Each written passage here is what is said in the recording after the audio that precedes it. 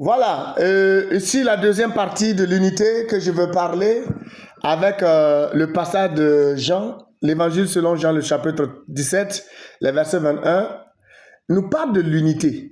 Il dit que nous soyons un, comme lui et le Père sont un, comme lui, Jésus et le Père, Dieu le fondateur, le créateur, parce qu'étant sur la terre, il y a des parties techniques, étant sur la terre, il était en communion et en parfaite collaboration avec le ciel. Donc, il n'y avait pas de séparation. Ce n'est pas une deux entités, mais une seule. Voilà, comme il le dit, quand on dit qui est le Père, il dit, je n'ai pas encore vu Dieu. Il dit à Thomas, mais ça fait longtemps que je suis avec toi, que tu ne me connais pas. Celui qui m'a vu a vu le Père. Et celui qui a vu le Père m'a vu. Celui qui m'a vu là déjà, a déjà vu le Père. C'est ça qui est important, parce que le Père est à moi et je suis dans le Père. C'est ce que je voulais dire. Le Père est à moi et je suis dans le Père. Donc, il ne s'est pas deux identités. C'est une seule personne. Maintenant, ici, il nous cultive et en partant, il nous a dit, soyons un. Vous vous divisez et vous voulez vaincre. Comment est-ce que vous allez pouvoir vaincre? Comment est-ce que vous allez pouvoir remporter la victoire et aussi battre les ennemis que Dieu a mis sur votre chemin? Comment est-ce que vous allez pouvoir même apporter l'évangile là où il doit être arrivé? Parce que votre objectif, votre oui, je suis d'accord de servir, ici veut dire, je fais de tout mon milieu des disciples, les baptisant au nom du Père, du Fils et du Saint-Esprit. Oui, ou au nom de Jésus, ce n'est pas un péché. Celui qui baptise au nom de Jésus, ce n'est pas un péché. C'est ce que Actes nous enseigne. Baptisez-les au nom du Seigneur Jésus-Christ. Alors, si nous sommes appelés à être un, et vous subdivisez, divisez, chacun part de son rang. Quand il voit la tête de l'autre, il est jaloux, il est aigri. Quand Dieu veut faire du bien à quelqu'un, ça devient un sérieux problème. Hey!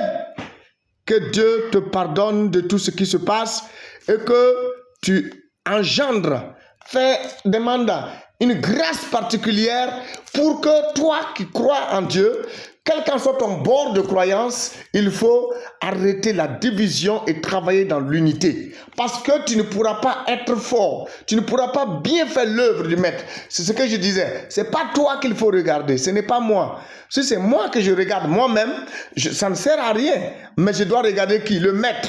Le maître qui m'a enrôlé, le maître qui m'a appelé, le maître qui m'a envoyé. Il m'a dit d'aimer le frère comme moi-même et de marcher avec lui. Le maître ici, c'est Jésus. Toi qui divises ton frère, est-ce que tu es chrétien? Est-ce que tu es en Jésus-Christ? Toi qui divises là, oui, je dis toi qui m'écoutes et qui divise là, toi qui divises là, est-ce que tu marches dans la foi chrétienne? Toi qui parles, tu gâtes le nom de l'autre. Est-ce que c'est ça que Jésus t'a envoyé de faire? C'est l'unité comme ça. Il a dit, soyons un. Comme moi je suis avec toi. Que eux aussi soient un. Afin que le monde sache que ce sont mes disciples. Afin que le monde sache que vous êtes mes enfants. Et il dit dans le même Jean 13, 34, en allant, 33, 34, 35, que je vous donne un nouveau commandement. Aimez-vous les uns les autres. Est-ce que vous marchez dans ces recommandations? C'est une question que je pose à quelqu'un. Marches-tu dans la recommandation du Seigneur? Marches-tu? Aimes-tu ton frère? Marches-tu dans l'unité? Est-ce que tu as reçu comme recommandation, c'est ce que tu fais? Non, je ne crois pas. Que Dieu te pardonne. Que Dieu te donne la capacité et de revenir. Comment tu peux revenir? C'est de reconnaître que tu es en erreur et que tu veux revenir marcher dans l'unité. Alors tu dis, Seigneur, chaque fois que je pose des actes de division, de séparation, je demande pardon. Donne-moi une grâce particulière de marcher dans l'unité avec mon frère, avec ma soeur. C'est ce que la Bible recommande. De marcher dans l'unité. Chercher l'unité. Chercher à marcher dans l'unité. Dans la sincérité. Dans la capacité spirituelle. Marcher dans l'unité. C'est ça que la Bible nous recommande de faire. Alors, que Dieu te bénisse. Toi qui m'as entendu. Même si tu n'es pas d'accord, il faut faire grâce. Il faut chercher à être un avec ton ami, à être un dans ta société, à être un dans ton lieu de faire. Parce qu'une seule personne ne peut pas. Voilà, vous voyez même comment le monde est divisé. Actuellement, les gens ne marchent pas des équipes. Il y a l'OTAN, il y a l'Occident, il y a les Asiatiques, il y a les Africains. Les gens marchent par groupe. Vous rentrez dans votre groupe là, au lieu de vous unir, vous vous séparez. Ce monde-là, vous vous séparez. Si vous vous séparez, on va vous taper un à un et puis prendre.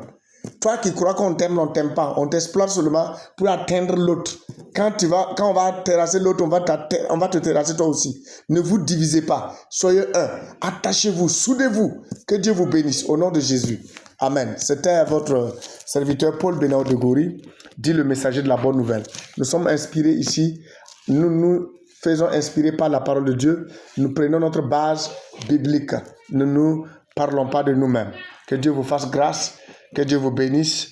Nous ne sommes pas là pour faire du tort à quelqu'un, mais nous voulons contribuer à la société pour aider la société à comprendre qu'elle doit s'attacher, elle doit travailler dans l'unité. Que Dieu nous donne l'unité ensemble, que nous puissions nous aimer. Au nom de Jésus, Amen.